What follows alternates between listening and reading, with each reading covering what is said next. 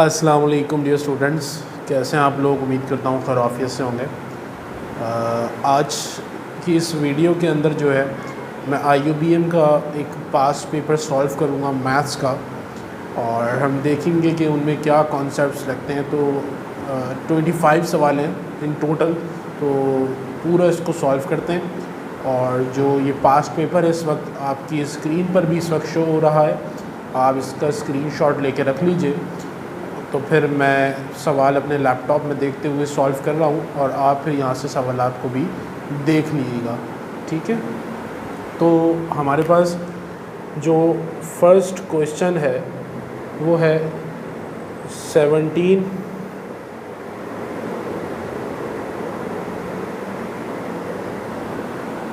हमारे पास जो first question है वो है 17 - 7 × 4।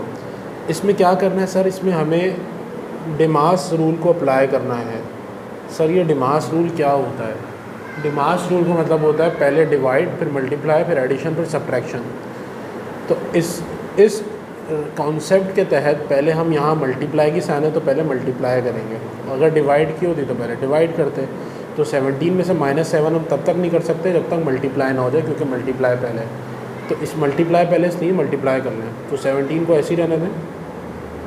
7 4 आपका 28 आ गया, और अब आप माइनस कर सकते हैं क्योंकि आपके पास और कोई साइन नहीं बची। तो 17 में से आप जब 28 निकालेंगे तो ये आपके पास आ जाएगा माइनस का 11 आंसर, जो कि आपका ऑप्शन है डी। अगर क्वेश्चन 2 की जानिब चलें तो क्वेश्चन 2 हमारा जो है वो है -1 की पावर 7 और माइनस का 1। आंसर क्या होगा? तो इधर बच्चों ऐसा है कि आपने हमेशा याद रखना है कि अगर किसी भी नंबर की पावर ऑड है तो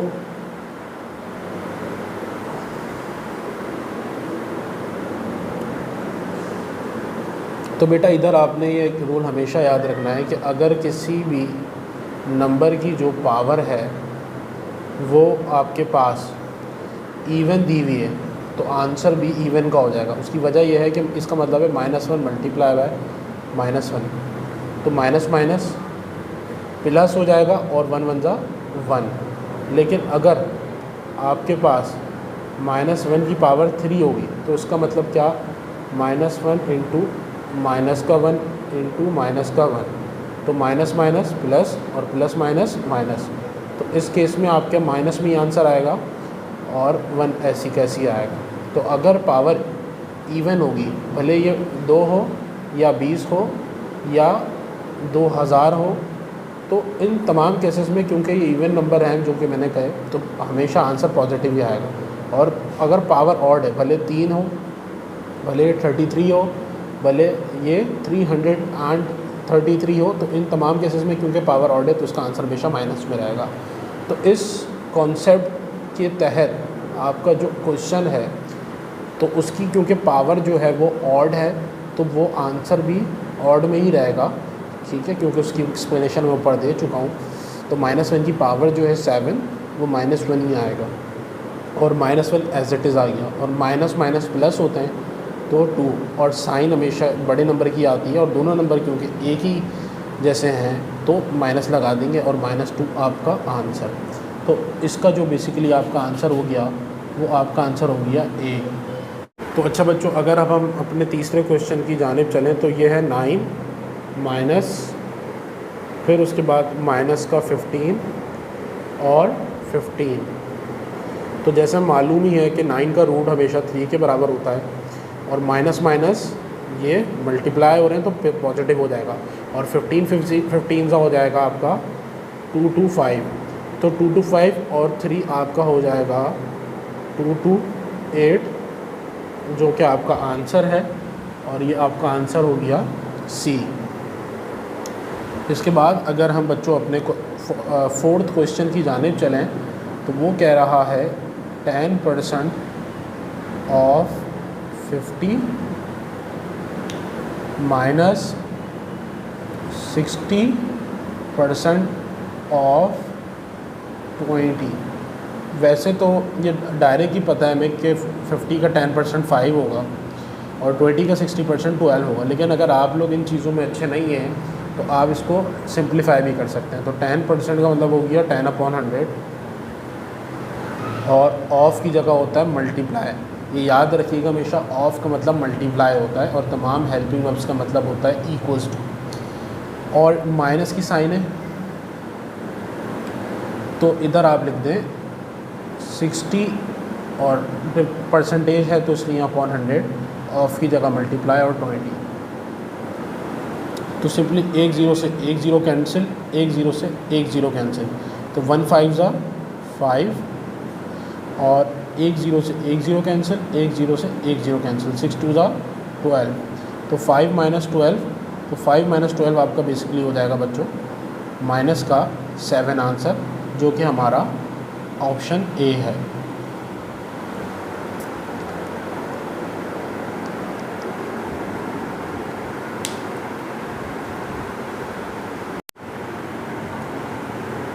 तो हमने 4 सवाल कर लिए हैं। अब 5th क्वेश्चन की जानिब चलें तो 5th क्वेश्चन बेसिकली ये कह रहा है कि सम क्या होगा फर्स्ट 15 नेचुरल नंबर्स का, फर्स्ट 15 नेचुरल नंबर्स। अच्छा, अब इसके लिए बेटा एक फ़ॉर्मूला होता है, वो आपने फार्मूला लाजमी याद रखना है। देखिए, अगर वो ये क्या है फर्स्ट 15 नेचुरल नंबर्स या फर्स्ट 15 कंसेक्यूटिव इंटीजर्स, तो इसके लिए सिंपली फार्मूला है, उस फार्मूले में आप पुट करेंगे आपका आंसर आ जाएगा। तो ये सम ऑफ फर्स्ट नेचुरल नंबर्स का जो फार्मूला है हमारे पास वो है n+1 डिवाइड बाय 2। इस n का मतलब है बेसिकली कि कितने नंबर्स हैं उनकी क्वांटिटी क्या है, यानी नंबर ऑफ़ ऑब्जर्वेशन। तो 15 नंबर उसने ख़ुद बताया है, तो n की जगह आप 15 पुट कर दें और इधर 15+1 और अपॉन का 2, तो इधर हो जाएगा ये 15, 16 अपॉन 2, तो 2 1 = 2, 2 8 = 16। आप 15 को मल्टीप्लाई कर दें आप 8 से, तो ये आपके पास आ जाएगा 8 5 = 40, 8 1 = 8 और 120। तो इसमें आपका आंसर हो गया 120। अच्छा, जो कि आपका कोई ऑप्शन सी है। इसके बाद अगर हम अपने 6 क्वेश्चन की जानिब चलें तो 6 क्वेश्चन हमें ये कह रहा है बेसिकली कि average of 20 number is 40 and the sum of first 15 number is 700। तो जो सम होगा रिमेनिंग 8 नंबर्स का वो क्या होगा। तो ये एक बात समझ लें, एवरेज जब भी इस तरह से कहेगा इसका मतलब है मीन, यानी मीन मीडियन मॉड आप पढ़कर आ रहे हैं। तो उधर मीन का जो अनग्रुप डेटा का फॉर्मूला होता है वो होता है mean summation equals to summation x upon n। ये मीन को रिप्रेजेंट करने का सिंबल है जो बराबर है समीशन x अपॉन n, और समीशन x का मतलब है कि जो ऑब्जर्वेशंस गिवन है आपको उनका सम यानी उनका टोटल, और डिवाइड बाय n यानी नंबर ऑफ़ ऑब्जर्वेशन उनकी क्वांटिटी।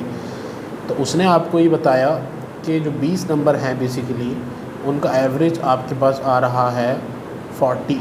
तो बेसिकली मीन की जगह मैं लिख रहा हूँ 40। वो जो 20 नंबर हैं और उनकी क्वांटिटी है 20। तो सबसे पहले तो इसका सम निकाल लें आप। तो 20 जब 40 से मल्टीप्लाई होगा तो आ जाएगा आपके पास 800। तो बेसिकली वो जो 20 नंबर है उसका सम है आपके पास 800। और वो ये बता रहा है जो बाकी 15 नंबर हैं, जो बाकी 15 नंबर हैं उनका सम आपके पास अवेलेबल है 700। तो कह रहा है बताओ आप जो रिमेनिंग 5 नंबर रहेगा उनका सम, उनका टोटल किसके बराबर होगा। तो आप सिंपली क्या करें, आपके पास समीशन x20 भी आ गया और आपके पास समीशन x15 भी उसने खुद आपको गिवन दे दिया। तो आप समीशन x20 में से अगर आप माइनस कर दें समीशन x15, तो आप यानी 800 माइनस जब 700 कर देंगे तो आपका आंसर आ जाएगा 100। तो इसका आंसर हो गया आपके पास 100। अच्छा, क्वेश्चन नंबर फिर उसके बाद अगर आप बच्चों 7 देख लें तो 7 भी काफ़ी इजी है आपके पास। 7th आपको क्या कह रहा है, 7th आपको ये कह रहा है अगर x बराबर है -6 के तो बताओ, x अगर बराबर है -6 के तो बताओ 4x square minus x plus का 7 किसके बराबर होगा। आपने इसके अंदर सिंपली x की वैल्यू पुट कर देनी है। x की जगह मैं डाल दूंगा -6 स्क्वायर, फिर इधर माइनस x की वैल्यू क्या -6 प्लस का 7, 6 का स्क्वायर बेसिकली होगा 36 और इधर 4 लिखा हुआ है, माइनस माइनस प्लस का 6 और प्लस 7। तो सबसे पहले आप 36 इंटू 4 कर लीजिए। 36 इंटू 4 करेंगे आप, 4 6 ज़ा 24, 4 3 ज़ा 12, 12 और 2 14, तो 4 6 ज़ा 24, 4 3 ज़ा 12, 12 14, तो 144 आ गया। तो 144 और 6 प्लस 7 आपका हो गया 13। तो 144 में जब आप 13 ऐड कर दें तो ये आपका आंसर आ जाएगा फाइनल 157। ठीक है, इसके बाद नेक्स्ट क्वेश्चन पे अगर हम चलें तो नेक्स्ट क्वेश्चन है आपके पास कि वो कह रहा है what is the rate of discount अगर बाईसाइकिल जो है उसकी कॉस्ट प्राइस जो है वो बराबर है कितने 4000 के, और उसकी जो सेलिंग प्राइस है वो सेलिंग प्राइस बराबर है 3200 के। तो बेसिकली इसमें हम क्या करेंगे बेसिकली कि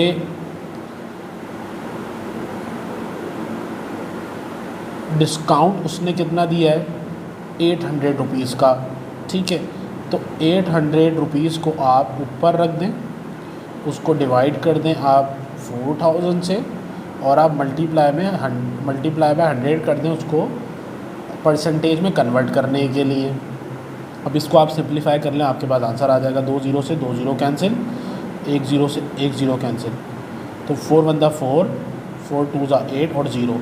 तो इसका आंसर सिंपली आपके पास आ गया बच्चों 20%। तो 20% इसका आंसर है जो कि ऑप्शन आपका बी है।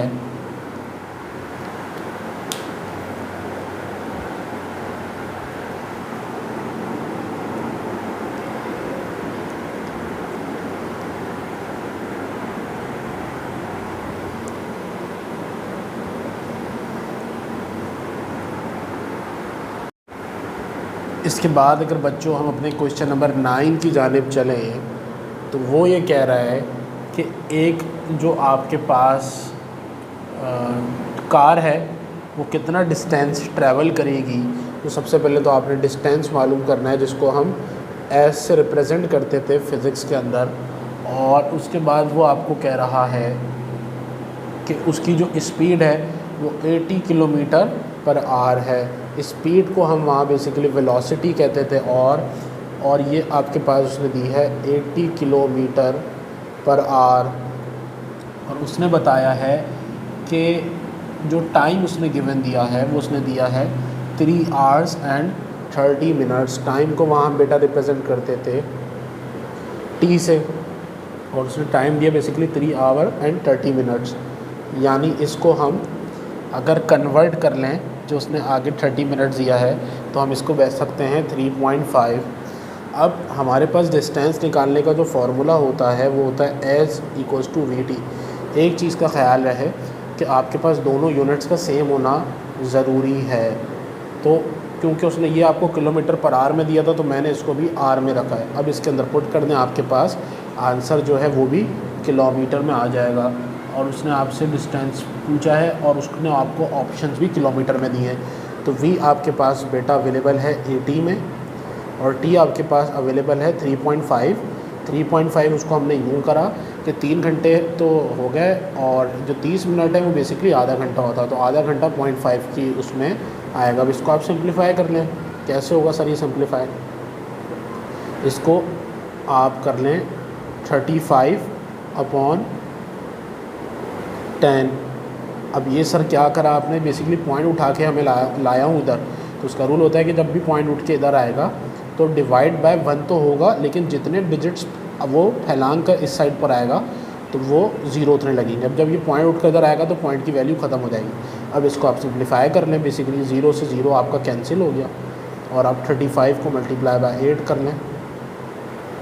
8 5 ज़ा 40, 8 3 ज़ा 24, 24 और 4 28, तो 280 किलोमीटर आपका बेसिकली आंसर आ गया, जिसका आपका ये ऑप्शन है सी।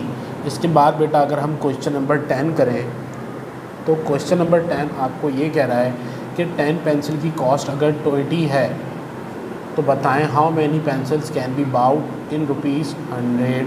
इसके लिए हम जो करते हैं वो डायरेक्ट इनडायरेक्ट प्रोपोर्शन करते हैं।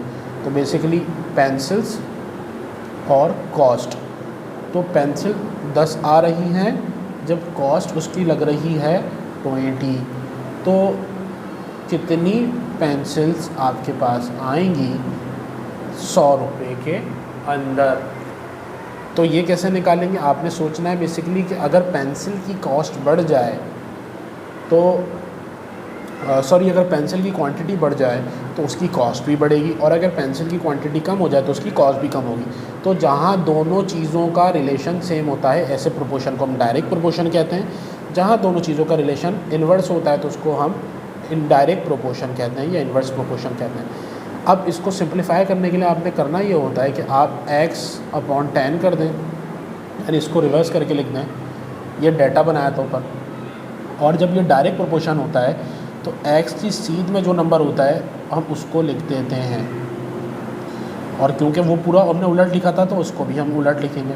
और अगर ये इन्वर्स प्रोपोर्शन होता है तो अभी डायरेक्ट प्रोपोर्शन है तो x के सामने वो वैल्यू आई जो कि 100 है। अगर ये इन्वर्स प्रोपोर्शन होता तो x के सामने मैं लिखता 20/100।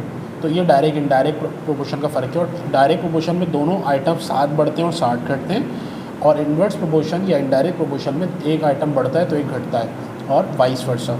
अब 10 बेसिकली सिंपली इधर डिवाइड है तो उधर जाके मल्टीप्लाई हो जाएगा, तो मैं यहाँ से ख़त्म कर देता हूँ। तो 0 से 0 कैंसिल, 2 1 ज़ा 2, 2 5 ज़ा 10।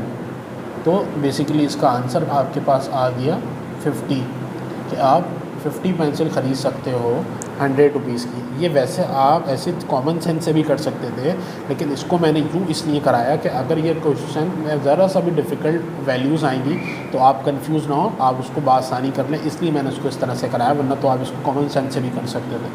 अच्छा, इसके बाद चलें अगर हम अपने 11th क्वेश्चन की जानिब, तो 11th क्वेश्चन बेसिकली आपको क्या कह रहा है। 11th क्वेश्चन कह रहा है कि अगर आप एक पेयर ऑफ 6 साइडेड डाइस उछालें वंस, तो क्या प्रोबेबिलिटी है कि उसका जो सम होगा उसके फेसेस का, यानी जब दोनों डाइसेस उछालेंगे तो उसका आप जमा करें तो वो आपका मोर देन 10 आए। सबसे पहले तो एक बात याद रखें कि प्रोबेबिलिटी के क्वेश्चन के अंदर सबसे पहली एक चीज़ आती है सैम्पल स्पेस। सैम्पल स्पेस का मतलब होता है ऑल पॉसिबल आउटकम्स। अब यहाँ पर बेसिकली अगर एक सिक्का उछलता है तो उसका जो सैम्पल स्पेस बनता है वो बनता है 6। कैसे 6 बनता है, बेसिकली कि 1 2 3 4 5 6, ये 6 ही नंबर आने की पॉसिबिलिटी है और इनकी क्वांटिटी 6 है, तो सैम्पल स्पेस बनता है 6। लेकिन अगर आप 2 डाइस उछालें तो उसका सैम्पल स्पेस बनेगा 36। अब कैसे बनता है वो मैं यहाँ नहीं बना रहा, उसमें लंबी हो जाएगी क्योंकि आप एप्टीट्यूड कर रहे हैं, तो सिंपली बस आप इस चीज़ को याद कर लें कि 2 डाइसेस का जो सैम्पल स्पेस बनेगा वो बनेगा 36। अब उसका मैं थोड़ा सा आपको हिंट दे देता हूँ किस तरह से, कि 1 1 1 2 1 3 1 4 1 5 1 6, इसी तरह फिर 2 1 2 2 2 3 2 4 2 5 2 6, फिर इसी तरह 3 1 3 2 करते करते आप चले जाएँ तो आखिर में 6 6 आएगा। तो सैम्पल स्पेस जो 2 छक्कों का आएगा बेसिकली वो आएगा 36। और हमारे पास जो फार्मूला होता है प्रोबेबिलिटी निकालने का वो होता है प्रोबेबिलिटी ऑफ इवेंट ए, फिर एन और ए और एन और एस। अब इधर ए का मतलब ये है कि जो आपको रिक्वायर्ड है आप उसकी प्रोबेबिलिटी निकालने वो ऊपर आएगा, और एस का मतलब है बेसिकली टोटल सैम्पल स्पेस, और एन कहता है कि वो कितनी नंबर ऑफ ऑब्जर्वेशन है। तो उसने जो 11 वाली 10 वाली आपको पॉसिबिलिटी दी है, जो 10 से ग्रेटर आए, तो बेसिकली 3 ऐसे नंबर्स हैं जिनका अगर आप सम करें तो वो मोर देन 10 आएगा। या तो आपके डाइसिस पे 5-6 आपके दाने आ जाएं, या तो आपके डाइसिस पे 6 और 5 आपके दाने आ जाएं, या आपके डाइसिस पे 6 और 6 आ जाएं। यही वो 3 केसेस हैं जिसमें आपका जो सम करें आप इनका तो ये मोर देन 10 बनेगा। तो आप इनकी क्वांटिटी गिनें। ये बेसिकली हो गए नंबर ऑफ ऑब्जर्वेशंस ऑफ ए जो हमारी रिक्वायरमेंट है। तो इनकी क्वांटिटी है 3 और टोटल सैम्पल स्पेस है 36। इसको आप फर्दर सिंप्लीफाई कर लें तो 3 × 3 और 12, तो इसका आंसर आपके पास आ जाएगा 1/12। इसके बाद अगर हम अपना 12 वाला कर लें तो 12 वाला भी सिंपली आपका बिल्कुल ऐसे ही होगा जैसे हमने क्वेश्चन नंबर 10 किया है। अब 12 में वो ये कह रहा है कि स्कूल के पास एक इनफ ब्रेड है कि वो 30 चिल्ड्रन को 4 दिन तक खिला सकता है। इसका मतलब ये हुआ कि चिल्ड्रन उसके पास 30 हैं और ब्रेड जो है उसके पास 4 दिन तक चल सकता है। तो अगर 10 मोर चिल्ड्रन ज्वाइन कर लें, तो अगर 30 तो पहले थे, 10 और ज्वाइन कर लिए तो 40 होगा चिल्ड्रन। तो बताओ कि कितने दिनों तक वो जो ब्रेड अवेलेबल है वो चल सकेगा। तो ज़रा आप इसमें सोचें रिलेशन कि अगर बच्चे बढ़ जाएंगे तो दिन भी क्या होगा, कम हो जाएंगे, क्योंकि ब्रेड का सिनेरियो है।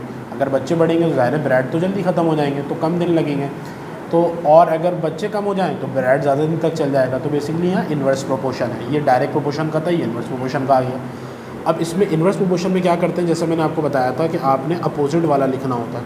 तो x/4 आप लिख दें। अब x की अपोजिट वाली वैल्यू आएगी यानी 30/40। अब ये 4 इधर डिवाइड है तो उधर जाके आपके पास मल्टीप्लाई, 4 × 4 और 4 × 40। तो इसका आपका आंसर आ गया बच्चों 30।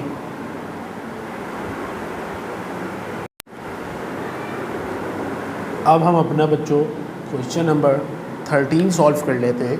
तो क्वेश्चन नंबर 13 आपको बेसिकली ये कह रहा है कि कितने 3 डिजिट नंबर बन सकते हैं, कितने 3 डिजिट नंबर बन सकते हैं अगर तो आप 0, 1, 2 और 3 डिजिट्स को अरेंज करें। तो बेटा याद रखें, 2 आपके पास टर्म्स होती हैं, एक परम्यूटेशन और एक कम्बिनेशन। परम्यूटेशन में अरेंजमेंट की बात होती है और कम्बिनेशन में सिलेक्शन की बात होती है। तो बेसिकली आपने अरेंज करना है। मिसाल के तौर से आप 0, 1, 2 बना लें, 1, 2, 3 बना लें, ठीक है। तो इस तरह से आप कितने नंबर्स बना सकते हैं अरेंज कर करके। तो इन सवालात को हम काउंटिंग टेक्निक्स कहते हैं।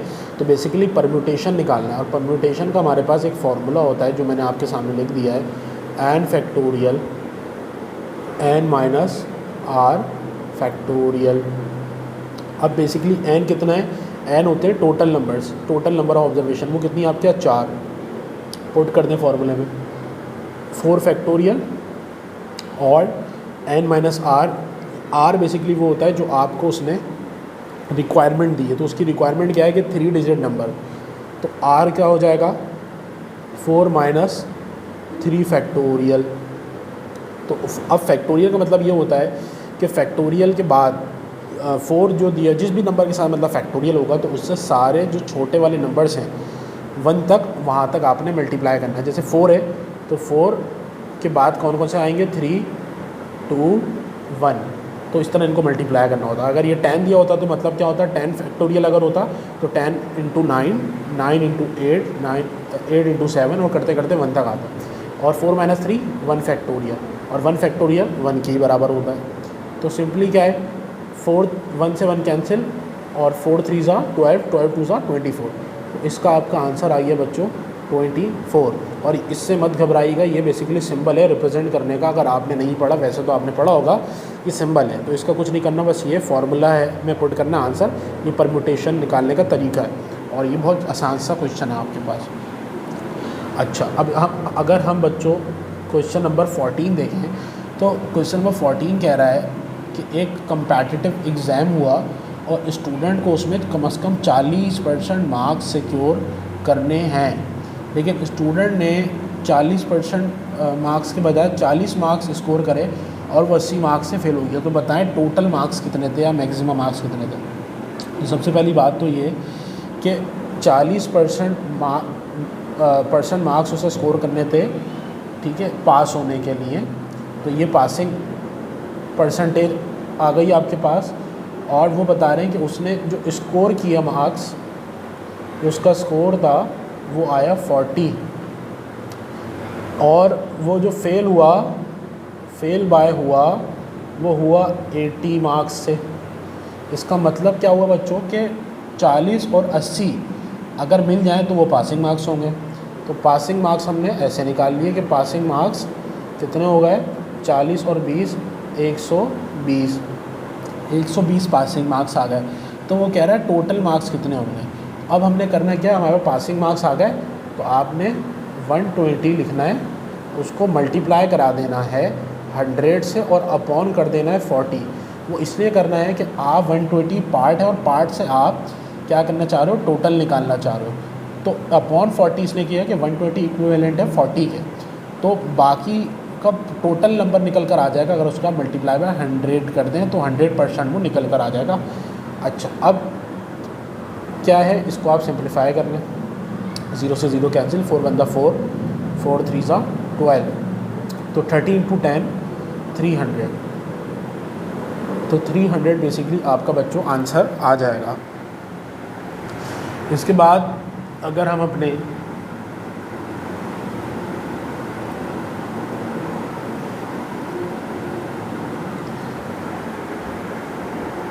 इसके बाद अगर बेटा हम अपने क्वेश्चन नंबर 15 की जानिब चलें तो 15 ये कहता है कि एक रेक्टेंगल की जो वन साइड है वो डबल है उसकी अदर साइड के मुकाबले में। तो बेसिकली मैं एक रेक्टेंगल ड्रॉ कर लेता हूँ छोटा सा, और हमें ये बात पता ही है रेक्टेंगल की एक साइड अपोजिट साइड्स हमेशा इक्वल होती हैं। तो वो हमें बता रहा है कि एक साइड जो है 9 इंचेस की है और दूसरी वो बता रहा है कि भाई डबल है उसके। तो अगर ये साइड 9 है तो ये भी 9 होगी, और उसकी वो कह रहा है कि जो स्मॉलर साइड 9 है तो ये अपोजिट तो सेम ही होगी, जाहिर सी बात है, ये स्मॉलर है और बड़ी साइड ये वाली है, तो उसका वो कह रहा है कि वो डबल है। तो अगर ये 9 है तो ये क्या होगी, 18 होगी। ठीक है, तो अब वो कह रहा है बताओ एरिया क्या होगा रेक्टेंगल का। तो ये वैल्यूज़ निकालना मैंने आपको बता दी। अब रेक्टेंगल के एरिया का फॉर्मूला होता है L × B, यानी लेंथ इंटू ब्रेथ। अब आपने सिंपली 9 और 18 को मल्टीप्लाई कर देना है और आपका आंसर आ जाएगा। तो 18 9 से आपके पास बेसिकली होता है 162। इसके बाद अगर हम चलें क्वेश्चन नंबर 16 की जानिब, तो क्वेश्चन नंबर 16 थोड़ा सा ट्रिकी है, मीडियम कैटेगरी का क्वेश्चन है। वो कह रहा है कि एक बैग में बेसिकली जो हैं 5 रेड मार्बल्स हैं, 6 ब्लू और 7 ग्रीन।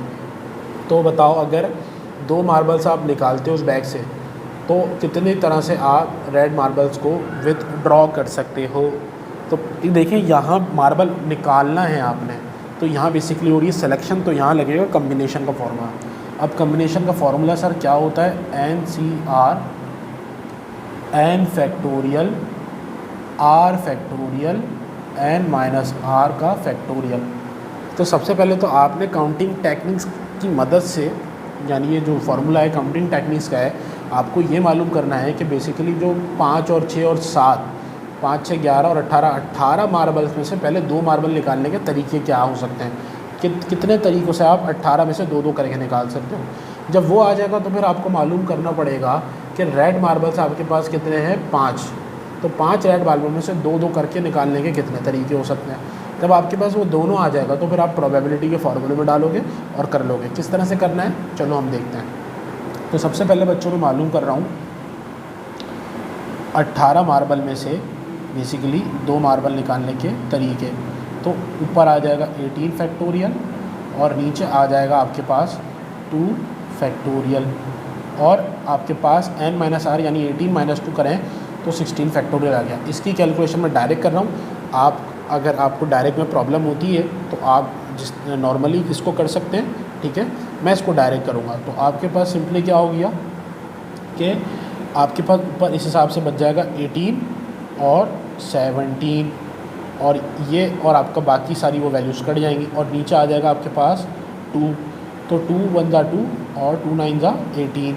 तो 17 को जब आप 9 से मल्टीप्लाई कर देंगे तो आपके पास बेसिकली आ जाएगा 153। तो ये 153 वेज हैं बेसिकली 18 मार्बल में से 2-2 करके निकालने के। अब आप मालूम कर लें कि 5 रेड मार्बल में से 2-2 करके निकालने के कितने तरीके हो सकते हैं। तो 5 फैक्टोरियल ऊपर, 2 फैक्टोरियल नीचे और 5 माइनस आप 2 कर दें तो 3 फैक्टोरियल इधर आ गया। अब इसको भी मैं डायरेक्ट करूँगा, आप चाहें तो बिल्कुल इसको लंबी वर्किंग कर सकते हैं। तो ऊपर बचेगा 5 4 और ये और वो बाकी वैल्यूज़ कट जाएंगी तो 2 नीचे बच गया। 2 1 ज़ा 2, 2 2 ज़ा 4, 5 2 ज़ा।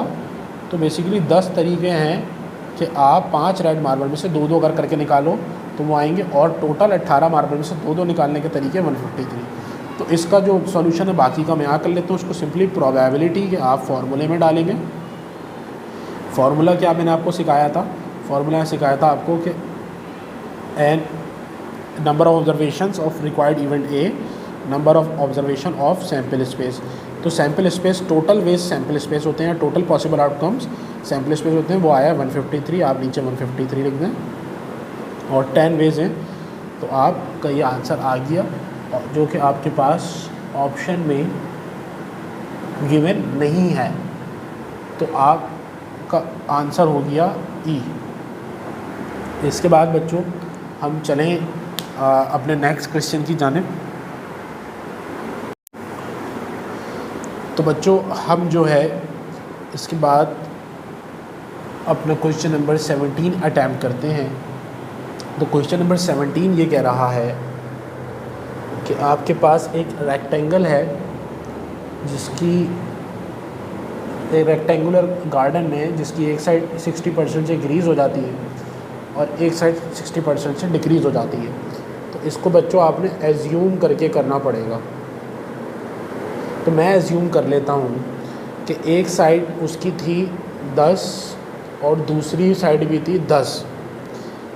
ठीक है, ये देखने में तो बड़ा अजीब सा लग रहा है क्योंकि अगर एक दोनों की साइड बराबर होंगी तो वो रेक्टेंगल तो नहीं स्क्वायर बनेगा। लेकिन इस सवाल को करने के लिए हमारे पास यही एक ईजीएस्ट वे है। तो अगर उसकी एक साइड 60% से बड़ी तो मतलब 10 का आप कर लें 160% तो आ जाएगा 16। और अगर एक साइड आपकी डिक्रीज़ हो गई 60% से तो अगर आप जो है 10 का बेसिकली 40% निकाल लें क्योंकि 60% डिक्रीज़ हुआ है तो 100 से वो 40% रह जाएगा तो वो आ जाएगा आपके पास 4। फिर वो कहता है आगे कि आप बताएं कि कितने % जो है वो चेंज आया उनके एरिया में। तो सबसे पहले तो दोनों का आप एरिया निकाल लें। तो 10 का जब आप करेंगे तो वो आपके पास आ जाएगा 100। अब 10 का करा क्योंकि L इंटू बी ये फार्मूला होता है लेंथ इंटू ब्रेथ एरिया का, इसलिए 10 इंटू 10 100। और जब आप इसका करेंगे 16 4 जा तो वो आ जाएगा आपके पास 64। तो ये ओरिजिनल वाला था आपके पास, ओरिजिनल कह रहा हूँ सॉरी ओल्ड वाला, और ये वाला आपके पास जो रेक्टेंगुलर गार्डन है ये नहीं। तो क्या फ़र्क आया कि जो आपका ओल्ड वाला गार्डन था रेक्टेंगुलर उसका एरिया 100 आ रहा था और न्यू वाले गार्डन का आपका एरिया आ रहा है 64। मतलब इसमें डिक्लाइन आ गया 36 का। तो 36 का आपका जो डिक्लाइन आया है उसको अगर आप परसेंटेज में कन्वर्ट कर लें तो किस तरह से करेंगे कि 36 का डिक्लाइन अपॉन ओरिजिनल 100 था और उसको मल्टीप्लाई बाय 100 कर दें। 100 इसलिए करा कि उसको परसेंटेज में हम कन्वर्ट कर सकें। तो 100 से 100 कैंसिल, तो बेसिकली 36% जो है वो क्या आया, डिक्रीज़ आया आपके गार्डन के एरिया में। तो इस हिसाब से आप इसका ऑप्शन हो जाएगा डी। इसके बाद हम क्वेश्चन नंबर अपना अटेम्प्ट कर लेते हैं 80 which is one of the easiest question जिसका देखते ही आंसर है। ये कह रहा है ट्रायंगल के जो हैं, ट्रायंगल मतलब 3 एंगल, तो ट्रायंगल में 3 एंगल होते हैं, उसके कह रहा है 3 एंगल्स का सम क्या होता है। तो ये हमेशा याद रखें ट्रायंगल के हमेशा तीनों एंगल्स का सम बराबर होगा 180 के। यानी यहाँ अगर 60 है, यहाँ 30 है तो यहाँ 90 होगा, या यहाँ 90 है और उधर जो है 50 है, तो उधर जो है कोई ऐसी वैल्यू होगी कि आप जब इसको मिलाओ तो 180 बने। तो हमेशा इसका जो आपका आप कह लें कि टोटल रहता है तीनों एंगल का मिला के वो 180 होता है। तो इसलिए इसका आंसर देखते ही आपने लगा देना है कि ट्रायंगल के तीनों एंगल का जो सम होता है, वो टोटल होता है, वो हमेशा 180 होता है। इसके बाद अगर हम क्वेश्चन नंबर 19th अटैम्प्ट कर लें, सॉरी 18th में मैं मिस कर गया और मैंने ये 19 क्वेश्चन करा दिया, तो मैं अब आपको 18th करा देता हूँ। 18th में वो कह रहा है कि एक इन्वेस्टर इन्वेस्ट करता है 1000 रुपये और 20% रेट पर एनम 2 साल के लिए, तो सिंपल इंटरेस्ट क्या होगा? तो सिंपल इंटरेस्ट का मेरे प्यारे बच्चों एक फार्मूला है, I = PNR। I मतलब इंटरेस्ट, P मतलब प्रिंसिपल, N मतलब नंबर ऑफ ईयर, R मतलब रेट। तो उसने इन्वेस्टर ने इन्वेस्ट कितने किए? P, यानी 1000 रुपये इन्वेस्ट किए। कितने साल के लिए उसने करे? उसने 2 साल के लिए करे। और रेट उसको कितना मिला था? 20%। 20% का मतलब 20/100। इसको हम सिंप्लीफाई कर लें, आंसर आ जाएगा।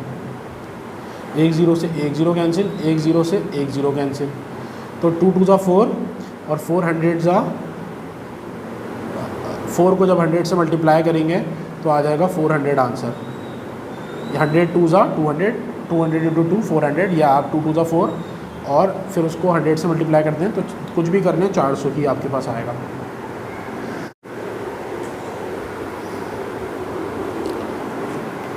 तो इसके बाद बच्चों हम क्वेश्चन नंबर अटैम्प्ट कर लेते हैं 20।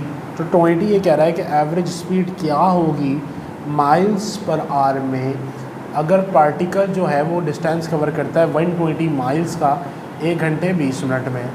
तो बेसिकली आपके पास फार्मूला होता है S = VT। अब इधर वेलोसिटी निकालनी है तो ये कन्वर्ट हो जाएगा V = S/T। अब उसने माइल्स पर आवर में आपको निकालने का दिया है, तो आपके पास डाटा में हर चीज़ जो है वो कन्वर्ट होनी चाहिए। तो जैसे उसने आपको 1 आवर दिया तो आपको 1 आवर को भी कन्वर्ट करना पड़ेगा मिनट्स के अंदर। तो इसमें हम क्या करेंगे, सबसे पहले तो फार्मूले के अंदर S पुट कर देंगे जो कि उसने हमें दिया है 120 का, और उसने हमें जो है टाइम दिया है वो दिया है 1 आवर एंड 20 मिनट्स। 1 घंटे में होते हैं 60 मिनट और 20, तो ये आपको हो जाएगा 80। तो इधर 0 से 0 कैंसिल, फिर नीचे 2 4 = 8, सॉरी 4 2 = 8 और 4 3 = 12। तो आपके वेलोसिटी आ गई 3/2, जो कि आपके पास ऑप्शन में अवेलेबल नहीं है, तो आप इसका आंसर कर देंगे E।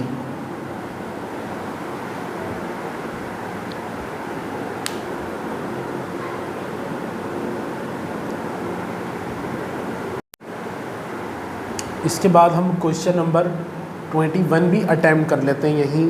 तो 21 का वो ये कह रहा है कि एंगल्स जो है ट्रायंगल के are in the ratio of 2 3 4, तो लार्जेस्ट एंगल ट्रायंगल का क्या हो सकता है? तो अभी मैंने थोड़ी देर पहले आपसे बात डिस्कस की ऊपर ही कि ट्रायंगल के तीनों एंगल्स का सम हमेशा 180 के बराबर होता है। तो 180 के बराबर होता है और उसने रेशो दिए हैं आपको 2:3:4। अगर इनको आप टोटल कर लें तो ये आपके पास हो जाएगा 9। और आपको उसने लार्जेस्ट उसका कहा है कि ट्रायंगल का लार्जेस्ट जो है वो एंगल कौन सा है, तो ज़ाहिर है 4 होगा क्योंकि उसका रेशो ज़्यादा है। तो आप इसको मल्टीप्लाई बाय 4 और अपॉन 9 कर लें तो आपका आंसर आ जाएगा। तो 9 × 9, 9 2 = 18 और 20 × 4 80। तो 80 जो है इसका आंसर हो जाएगा, जो कि आपका ऑप्शन जो है वो डी है। इसी तरह अगर हम 22 को भी यहाँ हाथ क्या सॉल्व कर लें तो वो कह रहा है 0.2 की पावर 2 किसके बराबर होगी। तो 0.2 की पावर 2 को तो आप जो है सिंपली पहले कन्वर्ट कर लें, या इसको आप डायरेक्ट भी कर सकते हैं। तो इसको हम इस तरह से करते हैं, अगर मैं आपको कन्वर्ट करके दिखाऊं तो पॉइंट को आप पहले कन्वर्ट करें, इधर ले आएँ तो ये हो जाएगा 2, 1 नीचे और 1 डिजिट फुलाएंगे तो 2/10। ठीक है। फिर उसके बाद हमने क्या करना है, हमें डिवाइड पहले नहीं कर सकते क्योंकि एक्सपोनेंट पहले सॉल्व होती है रूल बैडमास के तहत, तो एक्सपोनेंट पहले सॉल्व होगी। तो ये हो जाएगा नेक्स्ट स्टेप में 2 का स्क्वायर 4, 10 का स्क्वायर 100। तो फिर उसके बाद 2 2 ज़ा 4 और 2 5 ज़ा 10, 2 1 ज़ा 2 और 25। तो बेसिकली इसका आंसर आपके पास बच्चों आ गया 1/25। अगर 1/25 का फर्दर कंप्लीट कर लें तो ये कैसे होगा, इस साइड पे कर लेते हैं हम। 1 अंदर 25 बाहर, पॉइंट लगाया आपने, एक ज़ीरो आपके पास आ गया। क्या अभी सॉल्व हो सकता नहीं, तो आपको एक और ज़ीरो की बेसिकली ज़रूरत है। तो आप जो है ऊपर एक और ज़ीरो लगाएंगे और यहाँ एक और ज़ीरो डाल लेंगे। तो बेसिकली फिर क्या 25 4 दा, ये आपके पास आ गया 100। ठीक है, तो ये आपका आंसर हो गया 22 का। इसके बाद अगर हम इस क्वेश्चन नंबर 23 को सॉल्व कर लें तो 23 भी बहुत आसान है। 23 ये कह रहा है कि एक रेक्टेंगुलर प्लॉट है जो कि 240 फीट लॉन्ग है और उसकी विड्थ जो है प्लॉट की वो 1/3 है उसकी लैंड की। तो बताओ पेरीमीटर क्या होगा उस प्लॉट का।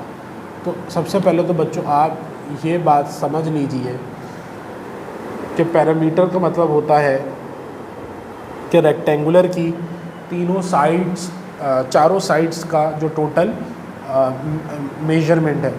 तो पेरीमीटर का फॉर्मूला होता है हमारे पास P equals to 2L + B। और वो हमें कह रहा है कि रेक्टेंगुलर जो है वो उसकी एक साइड 240 के बराबर है, तो दूसरी साइड 1/3 है। तो मतलब 240 का 1/3 निकाल लें तो वो आ जाएगा 80। तो अब इसका हमें पैरामीटर निकालना है, तो उसको फॉर्मूले पुट कर देते हैं।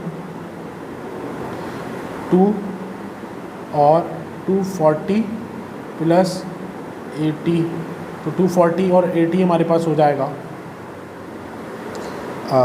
320। और 320 को जब आप इंटू 2 करेंगे तो ये आपके पास आ जाएगा 640 आंसर। 240 240 300 320।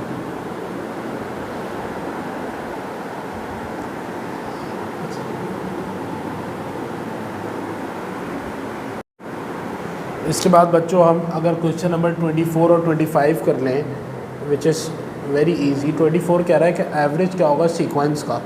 तो एवरेज का फॉर्मूला मैंने आपको इसी वीडियो में सिखाया है कि समीशन x/n होता है, जिधर समीशन x का मतलब सम होता है, तो सम का मतलब एडिशन। तो उसने वैल्यूज़ आपको दी हैं 6, 12, फिर उसके बाद -10, उसके बाद 15, 0 और 1।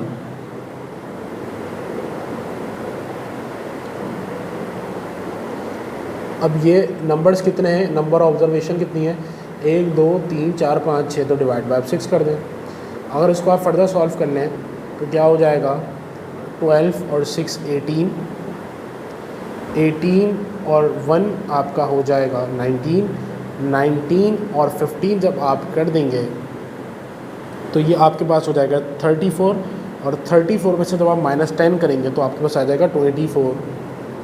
तो 24/6 कर दें तो आपके पास आ जाएगा 6 4 24, यानी 4 आपका आंसर। फिर उसके बाद अगर हम 25 अटैम्प्ट कर लें तो 25 में कह रहा है कि अगर एक एनुअल इनकम 10,000 है एम्प्लॉइज़ की और वो पे करता है 15% उस पर इनकम टैक्स और फिर 10% रिमेनिंग अमाउंट का सेल टैक्स करता है, तो उसके पास कितने बचेंगे। तो उसकी इनकम जो है 10,000 है। इसके लिए आपने बच्चों बनाना होता है ट्री डायग्राम। तो उस 10,000 उसके पास है, तो उसने 15% का उस पर इनकम टैक्स पे किया है, 15% का उसने इनकम टैक्स दिया है। तो उसके पास रिमेनिंग कितने बचे होंगे 85%।